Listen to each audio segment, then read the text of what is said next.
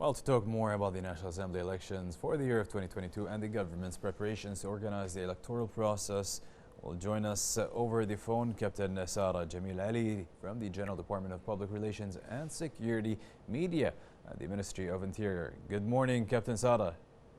Good morning to you and to our dear viewers. Captain Sara, can you please tell us about the important role of the Ministry of Interior electoral process since the issuance of the decree calling for elections until this moment, please? Yes. According to the directives of His Excellency Acting Prime Minister, Minister of Defense and Acting Minister of Interior, Sheikh Talal Khalid Al-Ahmad Al-Jaber Al-Sabah and MOI Undersecretary Lieutenant General Anwar Al-Burgess, the Ministry of Interior prepared its security plan to facilitate the electoral process and ensure its accomplishment safely in a manner that appropriate to the history democratic state of Kuwait. There is a useful coordination between MOI-related sectors and the Ministry of Justice, Ministry of Education to ensure the safety in the halls in which the polling process is carried out and securing also the surrounding area.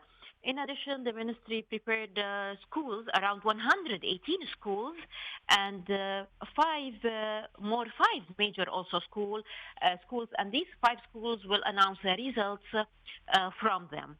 Also, the Ministry of Interior is prepared and checked the voters list and put the guide marks for voters to know the voting halls by alphabet letters and take into consideration, of course, all citizens, especially the elderly and people with special needs.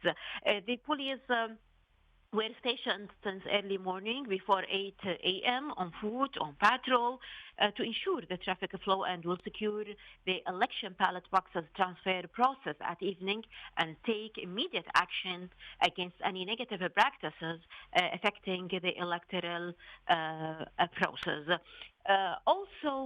We want to announce that the voters can inquire the status or their electoral enrollment and the voting location through Sahel application and the Ministry of Interior's official website.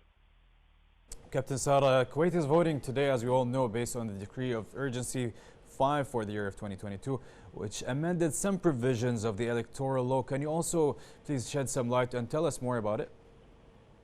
Can you just repeat, please, your question? I can't hear you well. Yeah, sure. As we all know, that Kuwait is voting today based on the decree of urgency 5 for the year of 2022, which amended some provisions for the electoral law. Correct? And if we can know more about that? You mean the voting by the nationality certificate? Sure, we can. If you can just shed some light on that too. Yes, sure.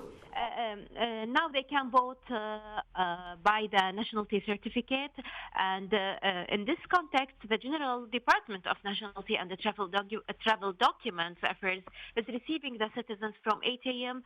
to 8 p.m. in the GH who are enrolled in the 2022 parliamentary election to issue to whom it may concern certificate if their certificate of nationality is damaged or lost.